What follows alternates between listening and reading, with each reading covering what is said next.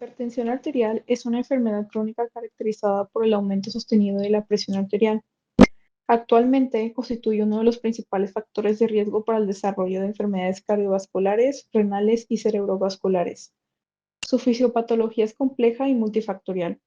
Sin embargo, uno de los mecanismos más importantes es la activación excesiva del sistema renina-angiotensina-aldosterona, el cual favorece la vasoconstricción y la retención de sodio y agua.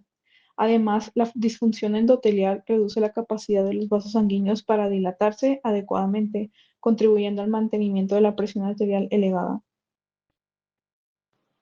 En cuanto a los antecedentes epidemiológicos en México y el mundo, la hipertensión arterial representa uno de los principales problemas de salud pública a nivel mundial. Se estima que más de 1.000 millones de personas viven con esta enfermedad, muchas de ellas sin diagnóstico o tratamiento adecuado. En México, la situación es preocupante ya que millones de personas padecen hipertensión y una proporción importante desconoce su condición. Debido a que suele desarrollarse sin síntomas evidentes durante años, se le considera una enfermedad silenciosa, ya que puede ocasionar complicaciones graves como infartos, accidentes cerebrovasculares y daño renal crónico.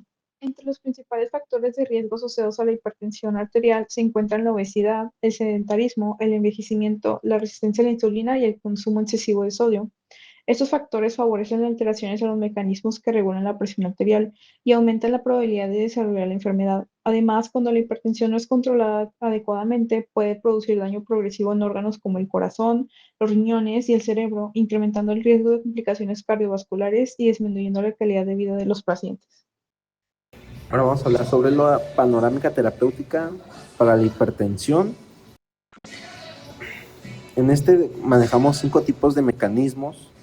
El primer mecanismo lo conocemos como los inhibidores de ICA. Estos se encargan de relajar los vasos sanguíneos. Como ejemplo claro tenemos el enalapril. Y para el segundo tipo tenemos los antagonistas de receptores de angiotensinados. Este es similar a los inhibidores de ICA, ya que también relajan los vasos sanguíneos. Como ejemplo claro tenemos el losartán.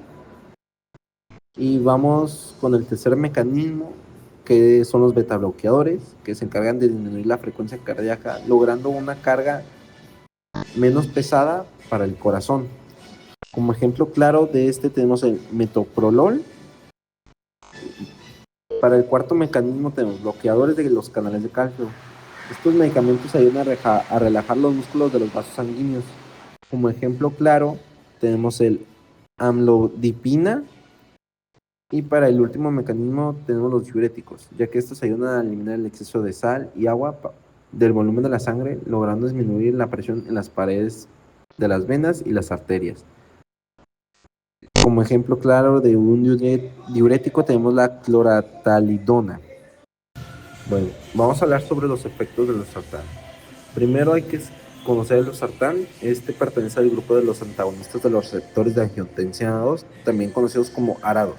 Su mecanismo de acción consiste en bloquear los efectos de la angiotensina 2, una molécula que provoca la contracción de los vasos sanguíneos. Al bloquearla, los vasos sanguíneos se relajan, disminuyendo la resistencia vascular y por lo tanto se reduce la presión. Como todo medicamento, el losartán puede producir algunos efectos adversos.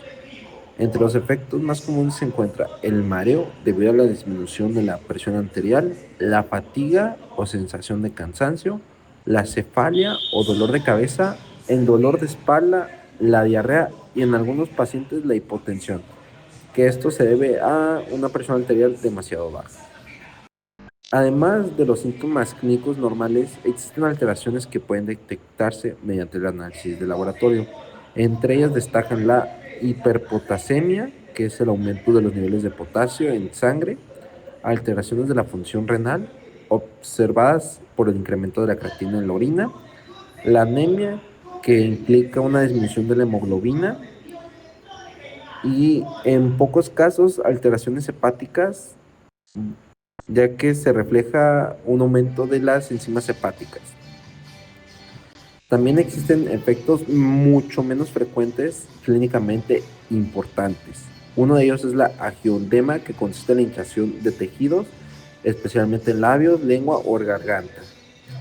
También puede presentarse edema periférico, que es la hinchazón de extremidades, reacciones alérgicas en la piel, somnolencia, molestias gastrointestinales e incluso, en casos muy raros, alteraciones graves por la hiponatremia o la rabdomiolisis. Bueno, la hiponatremia se debe a un nivel bajo de sodio en la sangre y la rabdomiolisis, que se considera que es una lesión grave en los tejidos musculares. En la farmacodinámica del losartán tenemos que este ingresa al cuerpo de forma oral. Es un compuesto bifeniltetrazol no peptídico. Esto es así, ya que si no se vería afectado por las enzimas digestivas del estómago. Una vez en el intestino, este se absorbe y pasa al hígado, donde será mediado principalmente por la enzima CYP2C9, que la transformará a E317-4, un metabolito activo 40 veces más potente. Este se libera en sangre actuando sobre los receptores de AT1, evitando que la angiotensina 2 se una, evitando la contracción que aumentaría la presión arterial. Esto deja libre los receptores AT2, que son responsables de la vasodilatación. La angiotensina 2 se uniría a estos, iniciando cascadas de oxidación de óxido nítrico, relajando las vías sanguíneas, aumentando la vasodilatación. A su vez, en los riñones tenemos receptores AT1. Al bloquearlos, se frena la producción de aldosterona, que reduce el volumen de agua en arterias. Esto es así, ya que hace que se orine el sodio y esto reduce el volumen de agua en arterias. En la absorción y distribución del fármaco, el losartán logra ser absorbido casi completamente por el intestino. Un 33% de este logra sobrevivir al metabolismo hepático de desecho, donde se transforman en metabolitos inactivos que no tienen función. De este porcentaje, el 14% pasa a su forma E317-4, que es 40 veces más potente que el losartán. En el torrente sanguíneo se unirían a la albúmina funcionando como un reservorio biológico. Esto para tener concentraciones estables del fármaco. El 1.3% de estos datos queda libre actuando sobre los receptores. Este proceso dura aproximadamente 6 horas en activar el fármaco, dándole una vida de 24 horas. Transformación en el hígado y metabolismo. En el hígado, las enzimas del citocromo P450 van a actuar sobre el fármaco, transformándolo en aldehído E317-9 y volviéndolo a oxidar para formar el metabolito potente E317-4. Este se va a ver mediado mediante CYP2C9 y CYP3A4 de forma secundaria. Este metabolito es más potente que el original y tiene una vida mayor de 3 a 5 veces, lo que explica su mayor exposición de área bajo la curva, donde hay más cantidad de este metabolito que del fármaco original. Este se une a los receptores AT1 impidiendo la unión de angiotensina 2, haciendo que se una a los receptores AT2. Para eliminarlo, las enzimas UGT le pegan una molécula de ácido gluconírico al E317-4, volviéndolo hidrosoluble para desecharlo en la orina. Además, existe el efecto boomerang, donde hay una circulación enteropática. El hígado echa parte del losartán y del E317-4 a la bilis, vaciándolo en el intestino, donde el fármaco se vuelve a reabsorber, volviendo a circular. En el sistema de excreción tenemos que funciona por aclaramiento dual. Cerca del 5 a 12% de losartán y del 6 al 9% de E317-4 se eliminan intactos por la orina, esto mediante el sistema renal. El otro 50% se elimina en el proceso de circulación enteropática, poco a poco saliendo por las heces en el sistema biliar fecal. Cuando ocurre una insuficiencia renal, el fármaco es completamente seguro y no requiere ajustar la dosis, ya que solo de cerca del 10% se elimina por la orina. El hígado compensa el impacto expulsándolo por la bilis en caso de este defecto. En cambio, en la insuficiencia hepática o cirrosis, las enzimas están dañadas y el hígado no puede procesar el medicamento. Pasemos a los genes reguladores del sistema renina-angiotensina-aldosterona. Para poder comprender el impacto farmacogenómico de losartán, primero debemos establecer la base genética de la fisiopatología que buscamos tratar. El sistema depende de tres reguladores genéticos principales o genes que son los que aparecen aquí en la diapositiva. Primero tenemos el gen AGT que nos proporciona el angiotensinógeno hepático nuestro sustrato inicial exclusivo. Luego tenemos el gen REN, que al transcribir la renina dicta el paso limitante de toda la ruta al generar la angiotensina 1.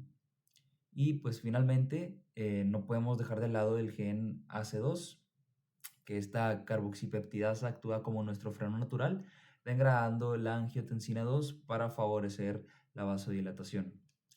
Una vez que establecemos esta base fisiológica, veamos cómo nuestra genética individual procesa e internaliza el fármaco. Pasemos directamente a la farmacocinética. La biodisponibilidad del losartán está dictada por una serie de barreras y enzimas genéticamente codificadas. En la membrana vasolateral del hepatocito dependemos del gen SLCO1B1. Este gen codifica el transportador OAT-P1B1, responsable de captar el fármaco desde la circulación portal. Una vez dentro, el protagonista indiscutible sí o sí va a ser el gen CYP2C9. Esto es bien importante. Esta enzima microsomal se encarga de oxidar el losartán para convertirlo en E3174, su metabolito activo, que es hasta 40 veces más potente. Entonces, pues va a ser bien, bien importante. Tenemos también al CYP3A4, que actúa solo como una vía de rescate secundaria. Con el metabolito activo ya en circulación, pues ahora la pregunta es hacia dónde va y qué genes silencia. Esto nos lleva a la siguiente diapositiva, a la farmacodinámica. El blanco directo de nuestro metabolito activo es el receptor AT1, codificado por el gen AGTR1. Al bloquearlo de forma competitiva, la angiotensina 2 queda libre en el plasma y es redirigida hacia el receptor tipo 2, codificado por el gen AGTR2, lo cual nos da un efecto vasodilatador adicional, que al final de cuentas es lo que buscamos. Pero pues el verdadero éxito clínico lo observamos en los efectores. Al interrumpir la señalización del AT1, atenuamos la transcripción de CYP11B2, desplomando la síntesis de aldosterona. ¿Cuál va a ser la consecuencia de esto? Bien, pues el gen SCNN1A disminuye la expresión de los canales de sodio NAC en el riñón. Entonces, esto fuerza una excreción de sodio y, por lo tanto, reduciendo finalmente la presión arterial. Entonces, hasta aquí es el escenario ideal, pero pues, ¿qué sucede cuando introducimos la variabilidad genómica real de los pacientes en toda esta ecuación? Pues, al final de cuentas va a influir de alguna manera. Eso lo podemos casi que hasta asegurar. Entonces, pues bueno, para ello vamos a analizar las variantes alélicas. Al analizar la secuencia genómica encontramos nuestras primeras barreras clínicas. Las variantes alélicas CYP2C92 y CYP2C93 provocan una disminución severa de la actividad enzimática en el hígado. Esto nos genera un fenotipo de metabolizador lento, así lo podemos determinar. Esto clínicamente, pues el paciente es incapaz de producir concentraciones óptimas del metabolito activo E3174, lo que se traduce directamente en una caída de la eficiencia terapéutica del losartán y en un mal control de la presión arterial. Pues definitivamente esto no lo buscamos en ningún momento. Entonces, en farmacogenómica, una mutación no siempre significa que el fármaco va a fallar. A veces lo puede llegar a ser más efectivo. Observemos el siguiente mapa de calor que está en la siguiente diapositiva. Aquí evaluamos el polimorfismo en los precursores y receptores del sistema. Por ejemplo, la variante M235T del gen AGT incrementa los niveles del angiotensinógeno de forma basal. La variante A1166C, del gen AGTR1 aumenta la sensibilidad a la angiotensina 2 y la rigidez de las arterias. Ambos escenarios estimulan o hiperactivan el sistema renina-angiotensina. Por lo tanto, como podemos apreciar en las regiones más oscuras de esta gráfica, bloquear este sistema que está sobreestimulado con losartán genera una respuesta clínica y terapéutica significativamente mayor en estos pacientes en comparación con los alelos silvestres. Y bueno, pues ya para concluir con mi intervención, pues veamos qué ocurre cuando el problema no es la enzima ni el receptor, sino la logística para mover el fármaco dentro y fuera de la célula. Eh, Aquí finalmente el transporte, ¿verdad? En esta gráfica de desenlaces observamos dos riesgos diametralmente opuestos. En la captación hepática, si el paciente presenta la variante C521T, el gen SLCO1B1, el losartán ni siquiera logra ingresar al hepatocito de manera eficiente. Esto lo tenemos que evitar a toda costa. Entonces, como vemos en la barra azul, esto predispone a una alta tasa en la falla de la terapia.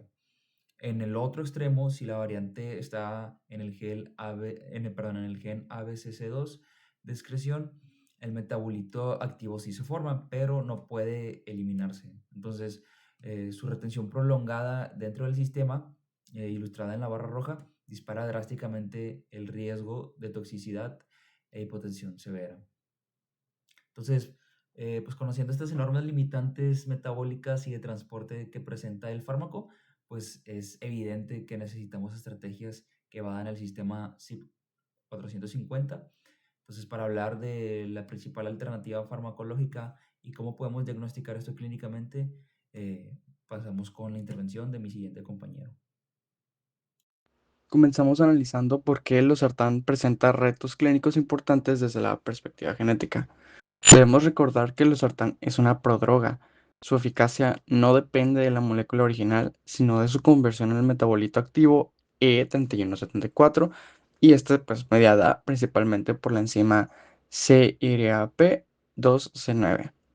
El problema surge con los polimorfismos de pérdida de la función, como los alelos 2 y 3, y en pacientes clasificados como metabolizadores lentos, la formación de este metabolito potente es insuficiente, lo que se traduce en una reducción pobre de la presión arterial. Esta variabilidad interindividual, sumada a la dependencia de transportadores como el OATP1B1 para entrar al hígado, que genera una ventana de incertidumbre terapéutica que compromete la salud del paciente hipertenso. Ante estas limitaciones, el telmisartán surge como la alternativa más robusta. Su ventaja competitiva radica en su independencia metabólica, ya que el telmisartán evade por completo las rutas oxidativas del citocromo P450 asociadas a los polimorfismos que afectan al losartán.